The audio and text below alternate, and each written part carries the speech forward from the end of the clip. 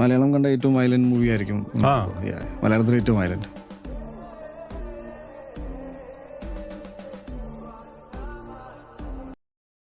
കേരളത്തിൽ കണ്ടതിൽ ഏറ്റവും വലിയ വയലൻസ് പടം ഇതാണ്. ഞാൻ എന്തായാലും പറയാം, കേരളത്തിലല്ല, ചിലപ്പോൾ ഇന്ത്യയിൽ തന്നെ ഇതായിരിക്കും. അത്ര ചില സൈനിൽ നമ്മൾ കണ്ണടച്ചങ്ങ് പോകും. എനിക്ക് തോന്നുന്നു വുമൺസിനൊന്നും അത്രക്ക് കണ്ടിരിക്കാൻ പറ്റത്തില്ല.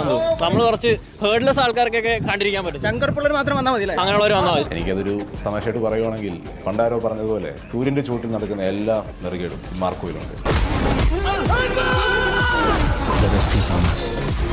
അവൻ യുദ്ധം പ്രഖ്യാപിക്കുകയാണ്. അതിന്റെ ഒപ്പം ജഗദീശാണ് സ്ഥിതികണ്ണ് കാലാക്കിയിട്ടുണ്ട്.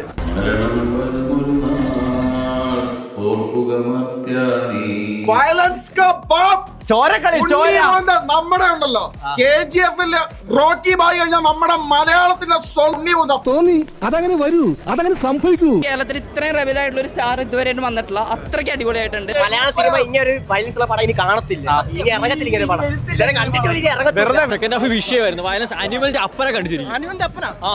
അത്രക്കും കൊള്ളാം. എല്ലാവർക്കും അറിയുമെന്നാണ് വിചാരിക്കുന്നത്. അവന് ഓൾറെഡി ഒരു ഭ്രാന്ത് പിടിച്ച ക്യാരക്ടറാണ്.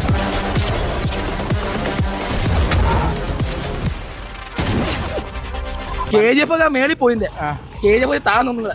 മാർക്ക് മേളിലെനി മലയാളത്തിൽ ബെഞ്ച് മാർക്ക് ഇനി ഒരു ആക്ഷൻ പടം വന്ന മാർക്ക് മുന്നിലും പിന്നും അറിയപ്പെടുന്നു. മലയാള സിനിമയിൽ ഇങ്ങനത്തെ ഒരു ബ്രൂഷ്യൽ പടം കാണാൻ വരും.